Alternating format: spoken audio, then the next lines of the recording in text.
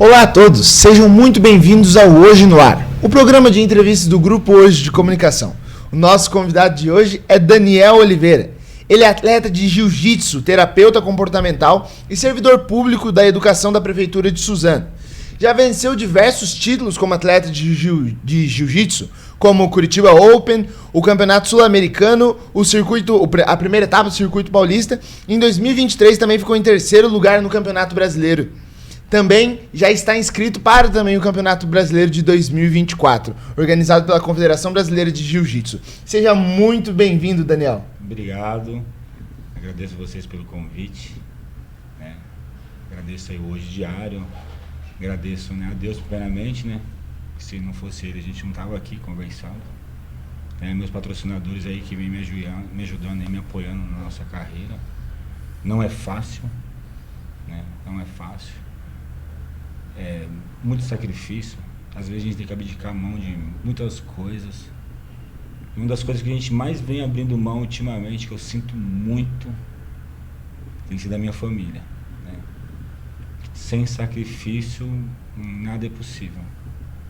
Mas é isso aí, obrigado pelo convite mesmo, tamo juntão. É um prazer te receber aqui, Daniel. Eu lembro quando a gente fez aquela primeira matéria sobre o seu título, na primeira etapa do Circuito Paulista, e eu fiquei fascinado. Quem fez a matéria fui eu, e eu fiquei fascinado pela sua história. Gostei muito, e agora é um prazer estar conversando com você pessoalmente. Eu queria que você contasse um pouco pra gente como começou a sua caminhada no jiu-jitsu, como você encontrou esse esporte, como você começou a se envolver nele. Ótimo. Então, a minha caminhada, cara, é uma história bem complexa, né? Infelizmente eu não vivi uma vida toda ela ligada ao esporte, né? Por algum motivo aí eu ainda desconheço, estou tentando, né? Tô tentando ver o que foi que aconteceu. Eu venho de uma família humilde, né? Muito boa, pessoas honestas, pais trabalhadores, né, cristãos, né? E por algum motivo eu, lá na minha adolescência, decidi percorrer um outro caminho, diferente daquele que os meus pais me ensinaram, né? Felizmente me envolvi com as drogas, me envolvi com o álcool e me tornei um dependente químico por 21 anos. Em certo momento da minha vida, na dependência química, eu tive que pedir ajuda, né? Pedi ajuda para minha família, pedi ajuda para minha esposa, e eles me ajudaram. Passei por uma reabilitação, né? Fiquei na reabilitação por 182 dias, né? Regime fechado, um lugar abençoado, né? Na cidade de Piedade, que salvou minha vida. Foi uma das coisas que me ajudou a estar aqui hoje. Graças a Deus, né? Que Deus colocou aquele lugar no meu caminho. Eu estava lá na reabilitação, minha esposa ela podia me visitar uma vez por mês. E um belo dia ela me chegou com a história lá de que ela estava praticando jiu-jitsu. Eu tinha direito de vê-la uma vez por mês. E aí ainda me veio com essa história de que ela estava fazendo jiu-jitsu. Eu, né, como algumas pessoas têm essa visão, falei, poxa vida, eu tô aqui internado. Nessa época faz uns 5, 6, quase 6 meses que a gente não ficava junto em casa. E a mulher tá lá se agarrando com o homem. Foi o que passou pela minha cabeça, né? Minha mente ainda estava fechada, ainda estava pensando muito pequena ainda. E aquilo me incomodou muito. Foram os piores dias da minha vida. Eu sabia que ela praticava jiu-jitsu às terças e quintas.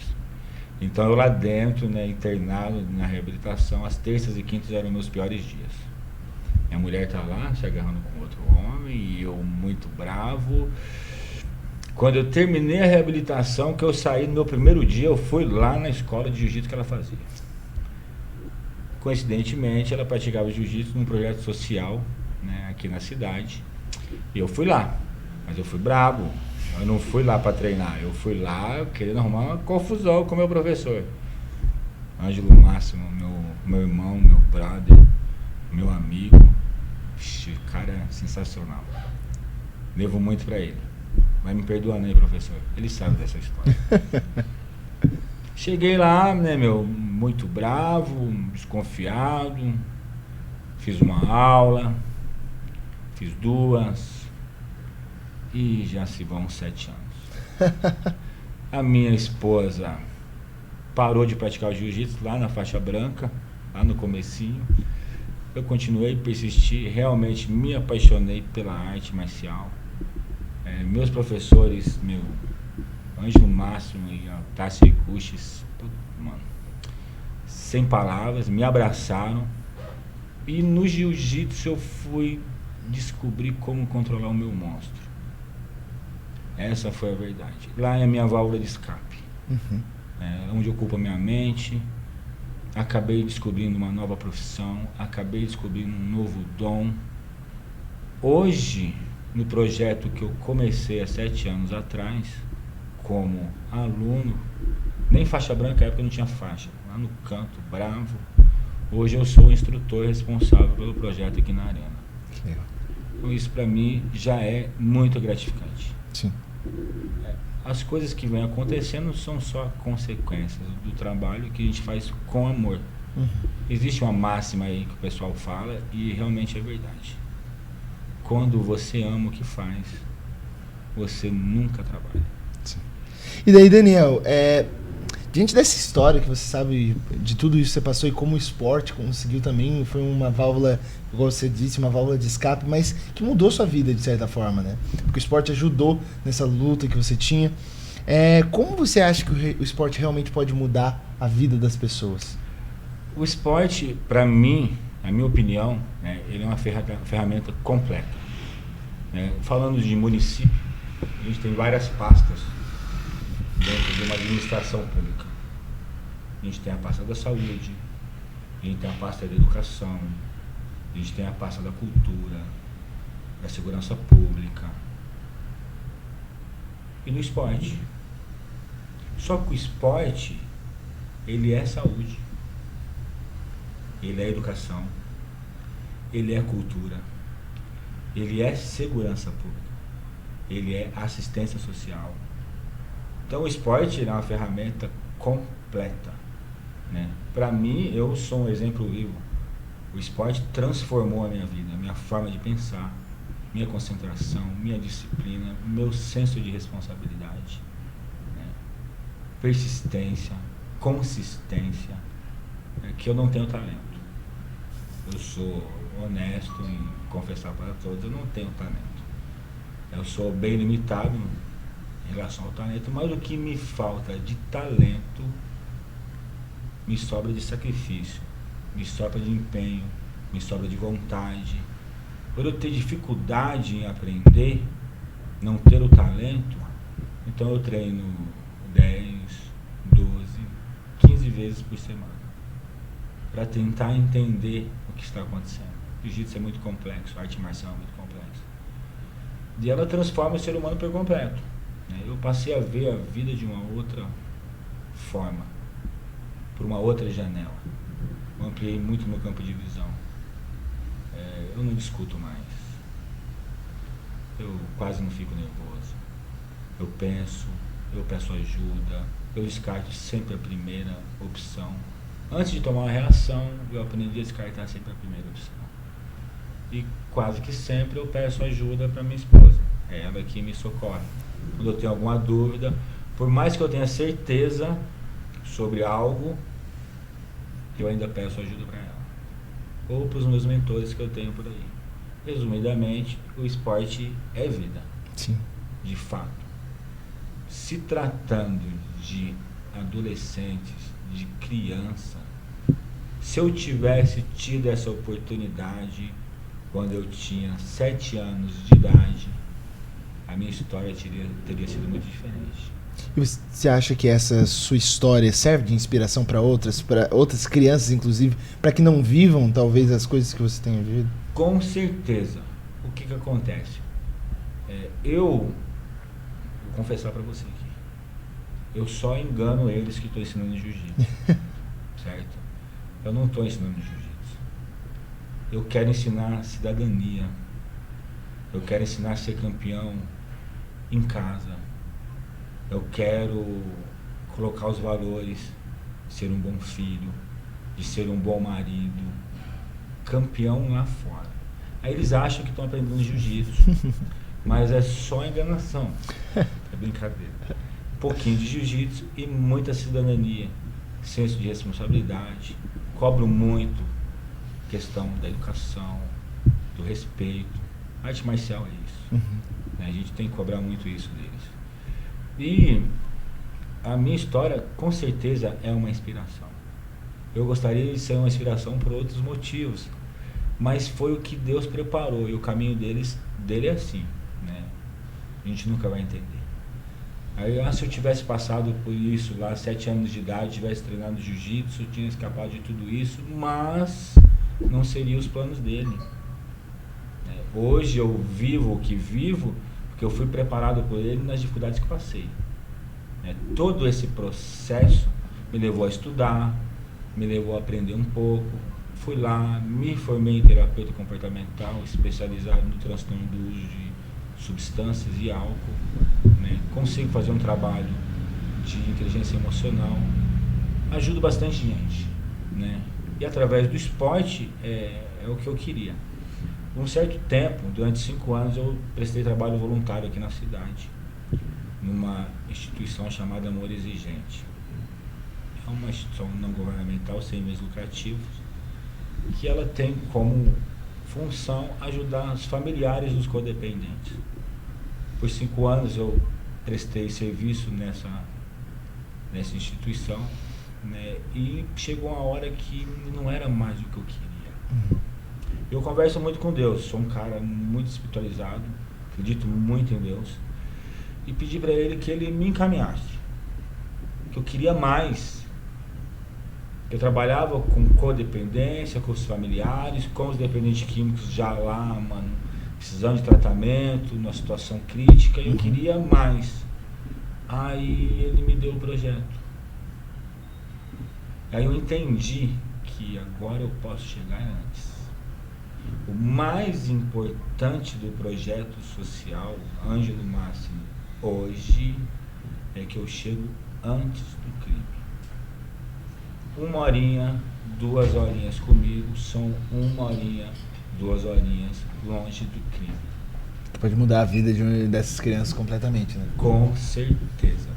E daí, Daniel, a partir disso, como todas essas experiências, você contou da sua formação, como essas experiências, tanto no jiu-jitsu quanto na vida, e a partir desses projetos sociais também, te levaram a buscar essa questão da terapia comportamental? Você disse que o jiu-jitsu também te ajudou a descobrir uma nova profissão. Como te levou a descobrir essa nova profissão?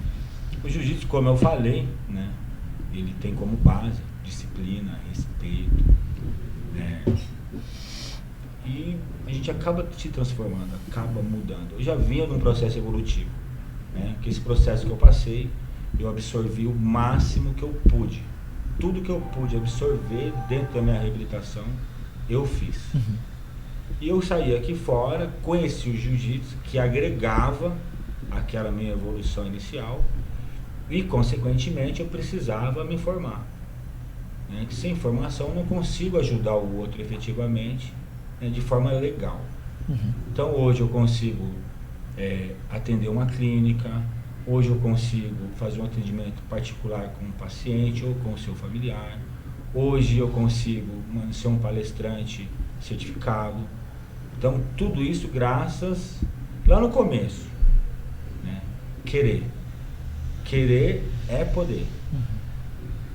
E daí, Daniel, na sua opinião, e tendo passado também por algumas experiências, que a gente sabe que muitas vezes é difícil admitir que eu tenho um problema, admitir às vezes que a pessoa tem um vício. Você acredita que dentro, inclusive, do esporte, do que da sua experiência tem mostrado, os homens em geral têm mais dificuldade em admitir, por exemplo, uma necessidade de terapia? Uma necessidade de ajuda, muitas vezes? Não necessariamente. Não é uma regra. Depende de indivíduo para indivíduo, né? Em toda a história da humanidade, até hoje, dos primórdios até hoje em dia, não existiu e nem vai existir ninguém como você, como eu. Somos diferentes, fisicamente muito parecidos, mas intelectualmente, mentalmente, emocionalmente muito diferentes. Então não existe uma regra, não existe uma norma, não existe uma receita, né? Varia de indivíduo para indivíduo, e eu vou falar para você, tratando-se de dependência química, é quase que unânime. O primeiro passo, a admissão, é o mais difícil. Sim. Quando ele acontece, as coisas começam a mudar. Isso aconteceu comigo, eu fui estudar, aprendi que é assim mesmo, é exatamente isso, está lá na literatura, tudo que você olhar. O primeiro passo é a admissão, para que haja uma mudança. E incrível que não é só tratando-se de dependência química. Sim. Tudo na vida, para que você precise adquirir um novo estilo de vida, mudar alguma coisa na sua vida, você primeiro precisa admitir que precisa mudar no mínimo. Exatamente. Eu falo isso até por experiência própria no sentido de saúde. Eu sou um rapaz jovem, só que eu já tive picos de pressão alta. E foi a partir do momento que eu vi esses resultados dos meus exames que eu corri para uma academia.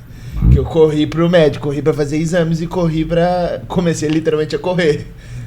Porque senão a gente não muda a nossa vida, se a gente não admitir que a gente tem esse problema. Infelizmente, a gente às vezes é por pressão. Sim. Então eu tento mudar essa mentalidade hoje, na minha casa, com os meus amigos, no meu trabalho. Sim. Né? A gente tenta influenciar as pessoas, somos multiplicadores. Então a gente tenta influenciar as pessoas da melhor maneira possível, porque a gente não espere algo acontecer para que a gente mude antes. Sim. Então hoje eu consigo visualizar, analisar, sondar e saber que aquilo vai dar errado antes de dar. Uhum. Então quando eu tenho a oportunidade, quando a pessoa se dá a oportunidade, eu tento ajudar para que a gente não chegue nesse momento ou muda ou morre. Sim, exatamente. Foi o que aconteceu comigo. Eu não tinha mais escolha. Ou eu mudava, ou eu morria. O legal é que a gente chegasse antes. Por isso o projeto lá. Sim. Então eu consigo chegar antes. E isso é muito bom, né? Isso é ótimo. Pensar que pode... eu insisto nisso, pensar que pode mudar a vida dessas crianças. Antes. Que muitas vezes... Exatamente, antes delas terem que passar por tudo isso. Exatamente. Muitos desses jovens não têm nem essa plena noção. Falam assim... mas eu quero... muitos até pensam assim, eu quero viver, mas isso não é vida, né, Daniel? E poder livrá-los disso, e poder ser uma pessoa que fala assim, gente, vocês não sabem o que eu vivi, e eu não quero que vocês passem por isso. É algo impactante na vida desses jovens. Quando eu conto um pouquinho da minha história, mas bem devagarzinho, né? Sim, claro. Respeitando São crianças também. a área etária, né, meu? Que eu tenho que me preocupar muito com isso. Mas eu tenho alunos de 7 a 63 anos. Né? Então eu tenho que fazer lá uma logística para poder administrar esse pessoal, né? Porque cada um tem uma necessidade diferente. Sim. Mas o mais interessante, o que eu mais gosto do meu projeto é que a gente atende a maioria é crianças carentes, né? Carentes de tudo. De educação, de carinho. Carentes até de uma correção decente. Tem crianças que elas não conseguem falar, elas não conseguem se expressar, elas não conseguem pedir nada, porque elas estão acostumadas com altos volumes de voz, xingamentos. Até isso a gente tem que começar a trabalhar lá de trás. Até para cobrar eles tem que ser diferente. É onde a gente entra com a educação. Sim. A gente acaba sendo educador também. Doideira. A gama de coisas que são alcançadas pelo esporte. E daí eu queria falar um pouco também sobre esse esporte. Como funciona o processo e o desenvolvimento no jiu-jitsu? Você citou, por exemplo, a questão da faixa branca e tudo mais. Quantas faixas são, mais ou menos? Como funciona? E a partir de quando você atingir este nível, agora eu posso até ser um instrutor. Como funciona esse processo? Vamos lá. Jiu-jitsu é a famosa arte suave. Não é tão suave assim. Desculpa pra você. Ontem eu sofri bastante. Eu não sei como eu tô aqui. A gente começa lá atrás, né, meu? Fazendo a gente começa normalmente por uma aula experimental, né? Onde a gente treina aqui na nossa academia. O pessoal vai lá, estão todos convidados. A primeira aula é por minha conta. Vocês não vão pagar, tá bom? A gente começa, faz uma aula experimental, a gente conversa bastante com a pessoa, antes dela investir algum tipo de recurso financeiro em kimono, faixa, se é isso mesmo que você quer. É um esporte muito bom, eu sou apaixonado, mas tem um custo, né? Físico e financeiro. Então, o cara vai ser amassado ali, o cara vai ser apertado ali, o cara vai ficar em desconforto. A minha função é te colocar em situações de desconforto, para que você saia. Se você sobreviver àquilo ali, não há nada nesta vida que te pare, certo? Começou lá, fez uma experimental, não gostei, vou ficar com vocês, vou comprar um kimono, faixa branca. Colocou a faixa branca lá na nossa academia, normalmente é assim, tem exames de graduação durante o ano, né? São 4 durante o ano. Cada graduação que você faz, você ganha um esparadrapo na faixa, chamado de grau, Dan, certo? Para você mudar de faixa, você precisa ter 4. Quando você tem 4, você está apto a fazer o exame de troca de faixa, que é mais um. Fiquei lá, fui bem na faixa branca, eu fiquei particularmente 3 anos de faixa branca, certo? Mas o tempo de cada um, o objetivo de cada um. Eu só quero aprender. Então a faixa é consequência. Eu não estou correndo atrás da faixa, né? Eu particularmente vou atrás da experiência. Tentar tirar dos meus professores o máximo que eu posso. O professor falou para mim, se você for campeão brasileiro, eu vou te amarrar a faixa marrom no pódio. Não que eu não deseje, mas não é a hora. Não é esse o meu objetivo. Meu objetivo é aprender de verdade. Bom, fez lá um tempo determinado, lá no mínimo 2 anos de faixa branca, está apto a fazer a troca de faixa, vai para a faixa azul. Aí a coisa vai ficar um pouquinho mais difícil. Faixa branca normalmente ele acha que apanha muito, até ele chegar na faixa azul. Aí ele descobre que ele não apanhava tanto. Aí ele vai apanhar muito. Essa desenvoltura, quanto mais você sobe, mais apanhar. A vida é assim, né? Quanto mais você evolui, mais difícil fica. Tá jogando o jogo lá no videogame, mais evolui, mais difícil fica. Quanto mais você sobe, mais difícil fica. Então chegou lá na faixa azul, mesmo processo, 4 exames durante o ano, no mínimo 2 anos ali de faixa azul, para poder estar apto a fazer o exame para a faixa roxa. Cheguei na faixa roxa, metade do caminho. A partir daí você está apto a se tornar um instrutor, se essa for a sua vontade, né? Nem todos têm a vontade de dar aula, então nem todo faixa roxa é instrutor. Chegou lá na faixa roxa e falou, saí da faixa azul, agora vou parar de apanhar, agora eu posso fazer umas coisinhas diferentes.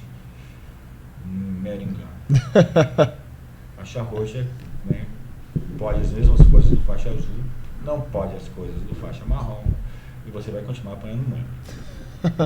Esse é o princípio do jiu-jitsu.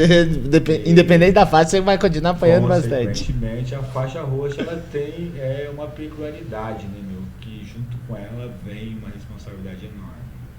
Até a faixa azul, você está tranquilo. Depois da faixa azul, já não é mais só jiu-jitsu, né? Você é instrutor, você é exemplo, você é espelho e você é caçado. Foi lá, ficou lá na faixa roxa, eu estou indo para o 2º ano de faixa roxa. Ficou lá 2 anos no mínimo de faixa roxa, você fez os 4 exames, fechou a faixa lá, os 4 graus, você está apto a participar do exame para a faixa marrom. Depois começa a melhorar um pouquinho, é mais respeitado, pode fazer uns golpes aí diferentes, que você não podia na faixa roxa. É o sonho de toda faixa roxa ser marrom, só para poder dar americana de pé, entendeu? Porque a gente tem muita oportunidade, mas a gente não pode.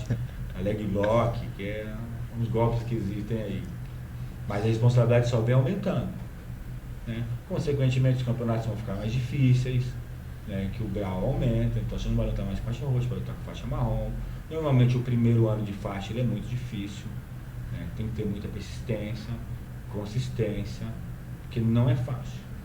2 anos de faixa marrom, né? Fazendo tudo certinho, sendo um bom exemplo, sendo um agente multiplicador, né, meu, ajudando os professores, ajudando nas aulas, provavelmente você estará apto a participar do exame para faixa preta. Legal. Que é o ápice do nosso jiu-jitsu. É chegar lá, concluir, né, algo. Não que terminou, pois tem a faixa coral, tem a faixa vermelha, sim, mas isso aí só para os grandes mestres, né, muitos anos de faixa preta para poder chegar numa faixa coral, uma faixa vermelha, que é mais difícil. É um outro nível, né? É um outro nível. Eu não sei se eu vou ter tempo para isso. Ah, tomara, Daniel, tomara. Eu não sei, mas se tudo der certo, a faixa preta eu garanto. Eu prometi pro meu professor. Sim. E ele fala muito isso. Toda vez que ele fala isso, me motiva mais ainda, que muita gente prometeu pra mim. E eu prometi, cara. E uma coisa que eu aprendi nesses 7 anos que eu tô vivendo em sobriedade é ter honra no que eu falo. Professor, eu vou cumprir. Daniel, isso é muito legal de ouvir isso. E esse processo... Passava pela sua cabeça, Daniel, que você chegaria até a ser instrutor de outros alunos no meio disso tudo? Quando você entrou, você disse que você entrou no jiu-jitsu como um cara bravo e de repente se passaram 7 anos. Você imaginava todo esse caminho que você percorreria? Na verdade, eu imaginaria que um dia eu apareceria nas páginas dos jornais policiais. Essa era a minha perspectiva real.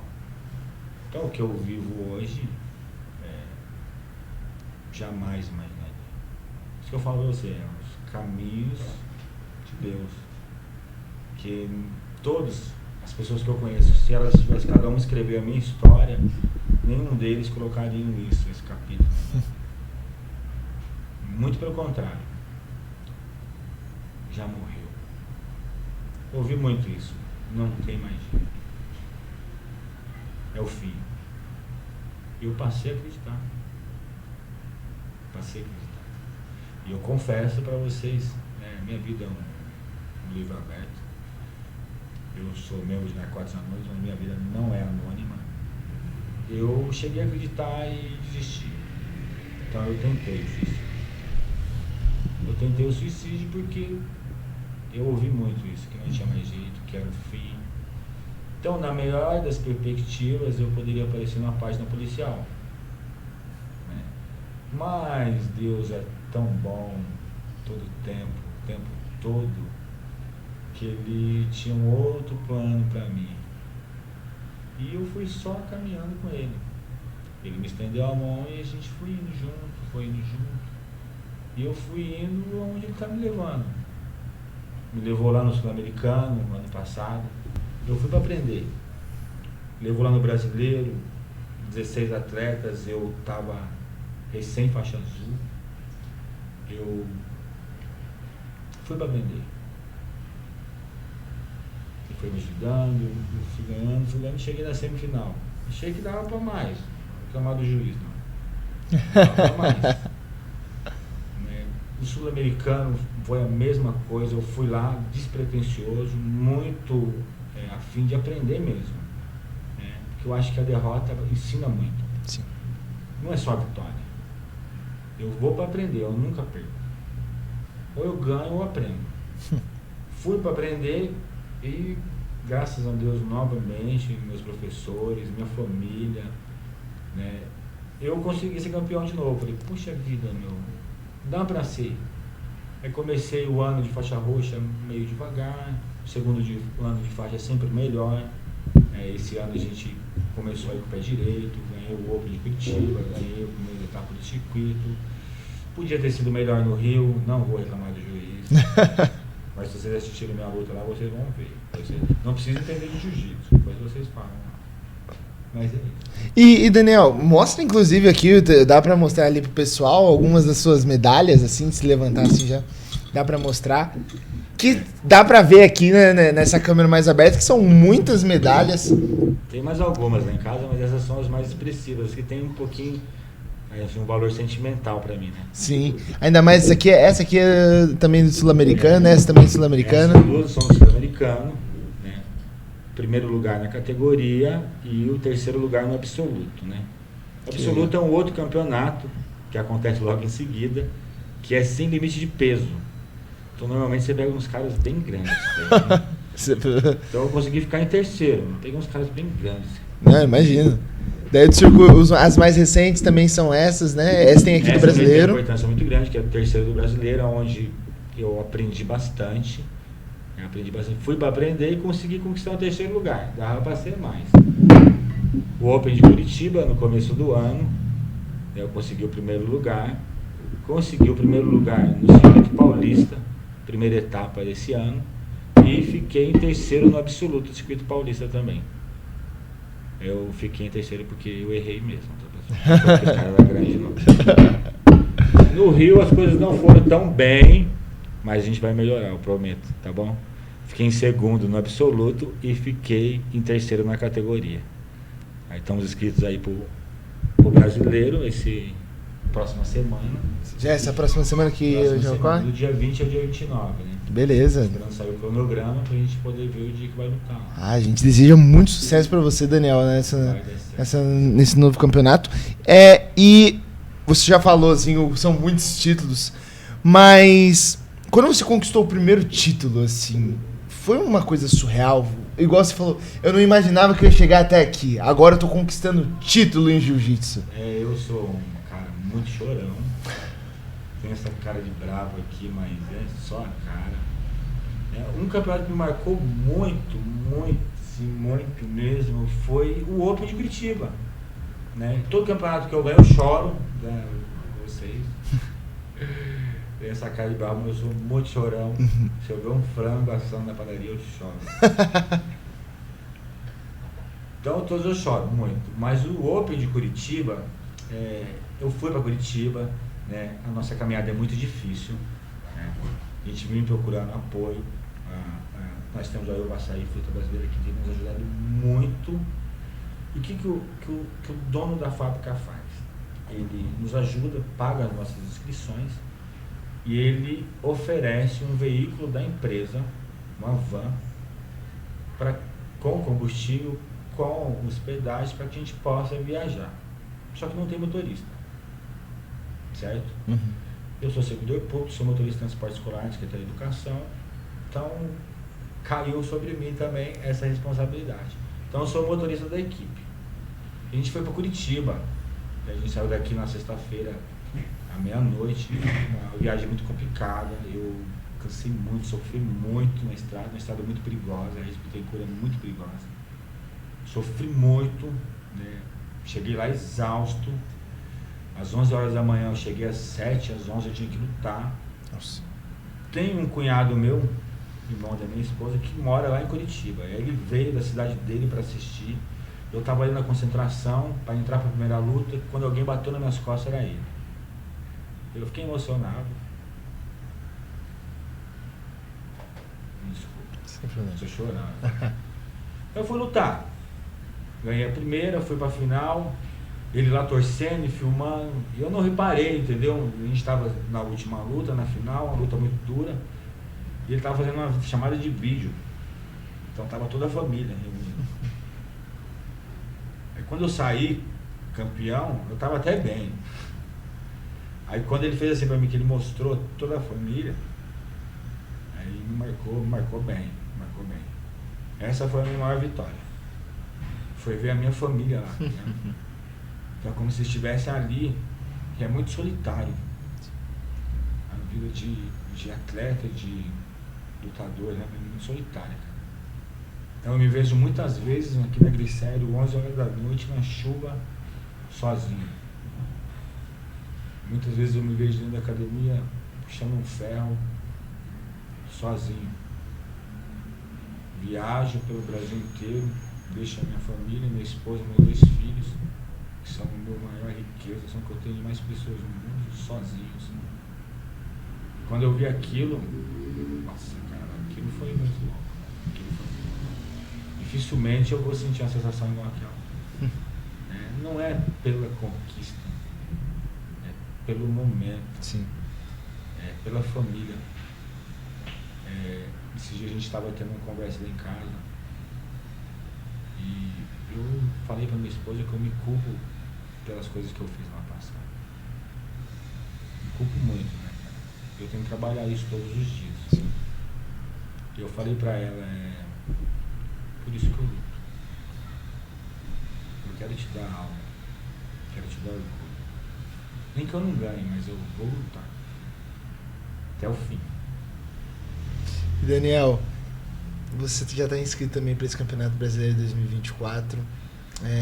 Vai ocorrer agora, eu gosto disso, no final do mês. Como tem sido a preparação para esse campeonato? Suas expectativas estão altas? Dessa vez a gente vai ser campeão? O trabalho é duro. Sim. Sinceramente, muito duro. 12, 15 treinos por semana. Caramba. Eu tenho que conciliar trabalho, família, treino, musculação. A gente correu 20 quilômetros aí no final de semana. A gente está correndo bem no final de semana. Fisicamente, tecnicamente, psicologicamente preparados. Eu posso prometer que eu vou estar na minha melhor forma e vou dar o meu melhor. Com força mesmo. Tem 18 atletas na minha chave, não vai ser fácil. 18 bons atletas. O Campeonato Brasileiro é o campeonato mais expressivo da Confederação Brasileira de Jiu-Jitsu. Então ele é um campeonato que é muito concorrido, tem muita gente. Mas com certeza eu vou lá preparado para honrar Suzano, representar os suzanenses, representar os meus professores, representar a minha família, representar a minha esposa para ser campeão. E Daniel, a gente tinha conversado isso lá em off, né? E muitas pessoas acham, quando se trata de esporte, claro, é importante, igual a gente tem falado aqui o tempo todo, sobre começar pequeno, desde criança já se desenvolver, mas você não começou quando criança, não começou como adolescente, você já era adulto quando começou, e mesmo assim você conquistou diversos títulos, você tem se destacado no esporte. E eu queria saber como isso serve de inspiração também para outros adultos, que muitas vezes eles não estão passando por uma luta como você passou, mas eles estão perdidos, eles não têm... eles estão sempre vivendo aquela mesma rotina, o trabalho, acordar cedo, trabalho, volta para casa e dorme cansado, já tá cansado e dorme. Não tem algo assim que, meu Deus, porque o jiu-jitsu foi isso para sua vida, foi esse up também que deu. E, além de tudo, sucesso. Hoje dá para dizer que você é um atleta também que tem bastante sucesso. Essa mesa aqui diz exatamente isso. Você acha que isso desconstrói, inclusive, preconceitos que as pessoas têm que... se você for adulto, por que você vai fazer esse esporte? Você não vai conseguir conquistar nada. Você vai ser atleta? Porque muitas pessoas pensam dessa forma. Como para você também poder tirar esse estigma dentro do esporte? É uma frase de um diretor de futebol de um time aí do Rio Grande do Sul, que ele fala assim: enquanto há bambu, há flecha. Então, quanto à vida, há possibilidade. A faixa mais difícil de ser conquistada é a branca. Eu, particularmente, levei 37 anos para conquistar a faixa branca. Outra coisa que eu gosto de dizer muito, a gente tem 2 dias na vida que são os mais importantes. Tem gente que nunca descobre o segundo. Primeiro é quando eu nasço. Esse é um dia muito importante. E o segundo é quando eu descubro por que nasci. Não nasci para sobreviver. Nasci para viver intensamente. Por um certo tempo da minha vida eu achei que não era possível viver de outra forma a não ser trabalhar, dormir, acordar, trabalhar. Por um certo tempo achei que não podia ser diferente. Mas eu descobri que tem como ser diferente. Hoje, particularmente, eu não sei se é muito saudável, mas eu durmo aproximadamente 4 horas por dia. Que eu não tenho tempo para dormir, eu quero viver, eu preciso viver. O esporte me trouxe isso. O esporte existe outra máxima que fala, né? Persistência supera o talento. Simples assim. Se eu tenho esse objetivo, comecei lá de brincadeira. Eu participei do campeonato com 3 meses de jiu-jitsu para participar do campeonato. Tomei um couro lá em Mogi das Cruzes. Falei pra minha mãe, nunca mais eu luto isso aí, cara. Nunca mais eu vou fazer isso aí. Mas aquilo parece que é um bichinho que me mordeu. Fui indo. Perdi muito. A gente ouve falar muito aí. Treina e perde. Treina e perde. Aí você chora e treina. E é verdade. É exatamente isso. E foi o que eu fiz. Eu peguei isso pra mim. E, consequentemente, as coisas vêm acontecendo. Né? Aonde há esforço, aonde há sacrifício, aonde há persistência, consistência, dificilmente não vai haver sucesso. E eu não conheci ninguém, até hoje, que quis algo de verdade e não conseguiu. Mas é muito de verdade. Eu tenho que ser muito honesto. Eu quero mesmo o que eu estou disposto a fazer para conquistar esse meu objetivo. Estou disposto a abrir mão de uma rede social? Estou disposto a abrir mão de uma festa? Eu estou disposto a abrir mão de um streaming, de uma série, de um sofá? Eu estou disposto a abrir mão do conforto?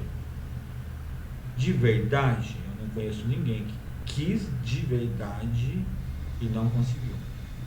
Uma história que eu levo muito comigo é a história que meu professor me conta dele. Né?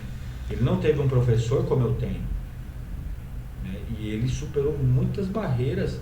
E ele falou, eu vou chegar lá. Então eu não conheço ninguém que não queira de verdade, que não tenha conseguido. A gente só tem que querer. Sim. É tão simples, a gente complica. E Daniel, hoje você é um instrutor no projeto social. Queria que você... que um projeto social que você mesmo começou também a sua caminhada. E eu queria que você contasse para os nossos espectadores como é possível também participar, se tem às vezes um pai assistindo, se tem um jovem. Tem, igual você falou, eu tenho alunos de 7 anos até mais 60 anos. Como tem essas faixas de idade, como funciona mais ou menos e como é possível se inscrever, participar desse projeto também? Tudo bem. Então, o projeto social Ângelo Máximo, né, aqui em parceria com a Prefeitura de Suzano, nós temos vários polos espalhados aí por Suzano. Tem na Arena Max Pfeffer, tem no Estádio Municipal, tem lá no Boa Vista, tem no bairro Miguel Baga, tem em Palmeiras, tem em Itaquá. A gente está abrindo um polo agora em Poá. Né? Para participar do projeto é bem simples. O interessado deve procurar lá a Secretaria de Educação, lá no Paulo Portela, no ginásio Paulo Portela. 2 fotos de C4, comprovante de endereço e o exame médico válido por no mínimo 3 meses. Faz a carteirinha, escolhe o horário e vai treinar. Sempre que possível, eu não prometo, porque eu também vivo de ajuda, assim, é um projeto social. Então às vezes eu ganho um kimono aqui, às vezes eu ganho uma faixa ali, quando eu posso eu ajudo. Né? Mas infelizmente a gente não disponibilizamos ainda do material todo. Sim. Né? A gente disponibiliza de vontade, né? A gente tem nosso tatame, nosso espaço lá, legal, confortável, seguro. Né? Os pais podem assistir, né? Só não digo que as namoradas e os namorados vão assistir, porque aí um foi querendo mostrar pro outro que é bom.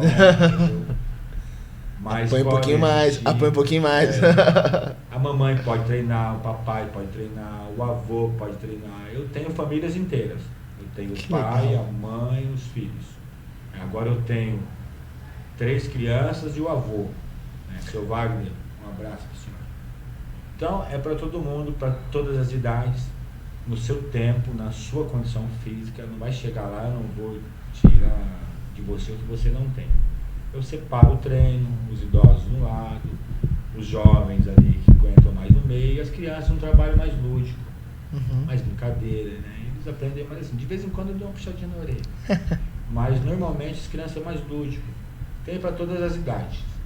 Que legal, Daniel. Um projeto assim bem... É muito legal. Isso que você falou da família eu acho fascinante. Toda a família estando envolvida ali, toda a família praticando junto. E para finalizar, já caminhando para o final, Daniel, queria que você falasse o que o jiu-jitsu representa para a sua vida e, na sua opinião, o que pode representar para a vida das outras pessoas. Essa é uma pergunta difícil.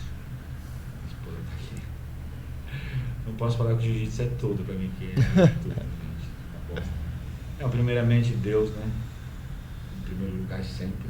Ele é meu guia, minha família, né? Principalmente essa mulher que está aqui do meu lado, minha esposa, que sem ela me salvou de todas as maneiras que alguém podia ter salvado alguém. Só isso. Devo a minha vida a ela. Ela me deu a oportunidade de recomeçar. E ela é tão perfeita, tão iluminada, que ela que me apresentou o jiu-jitsu. Jiu-jitsu me representa ela. Eu nunca tinha pensado nisso. A representação do jiu-jitsu para mim é ela. Ela que me apresentou, ela que me colocou. E hoje o jiu-jitsu, como eu falei e repito, é o meu estilo de vida. Hoje eu vivo e respiro jiu-jitsu. Não consigo viver financeiramente do jiu-jitsu, mas a minha rotina é toda ela voltada para o jiu-jitsu. Inclusive eu sacrifico até meu casamento muitas vezes por causa dele, né? Que é uma paixão. Então eu não sofro, eu não reclamo, porque quando a gente faz o que gosta a gente não trabalha, então a gente não sofre. Jiu-jitsu para mim ele é o meu estilo de vida, é o meu norte, é onde eu me encontro, é onde eu trabalho minhas dificuldades, é onde eu trabalho minha ansiedade, é onde eu trabalho a minha tristeza, é onde eu deixo meus problemas. Às vezes a gente chega em casa, o kimono está horrível, o cheiro do kimono está horrível, e não é só suar. Eu acredito muito nisso. Energia, a gente absorve muita energia, a gente é uma esponja, a gente está andando por aí, está recebendo muita energia, aquilo vai nos contaminando, nos intoxicando, e é lá que eu consigo tirar todo o peso. Né? E como transformou minha vida, eu tenho certeza absoluta do que estou falando.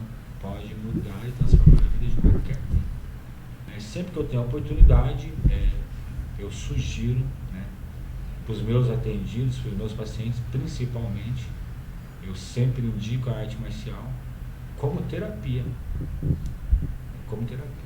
Um dos meus projetos é implantar o jiu-jitsu dentro da comunidade terapêutica, para poder trabalhar esse lado da responsabilidade, resgate de valores, cognitivo, disciplina, respeito.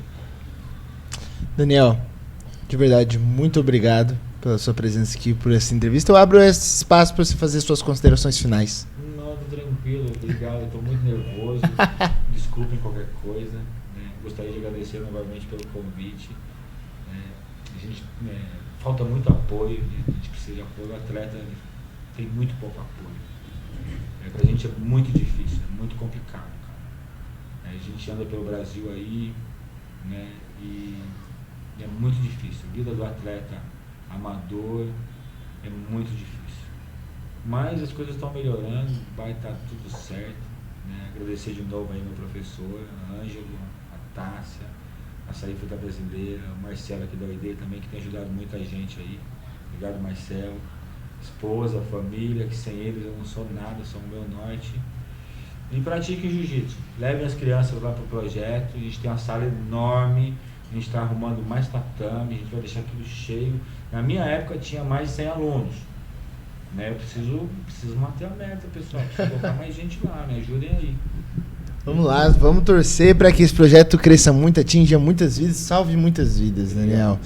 Daniel, também te desejo muito sucesso agora nessas próximas semanas no Campeonato Brasileiro, que você consiga trazer esse título também para casa, e se não trouxer, que você aprenda muito também ali, possa ter um ótimo desempenho como atleta, como você tem tido todo momento. Eu te agradeço por esse bate-papo, te agradeço por contar, compartilhar a sua história com a gente, e agradeço a você que ficou conosco até o final dessa entrevista. Meu muito obrigado e até a próxima.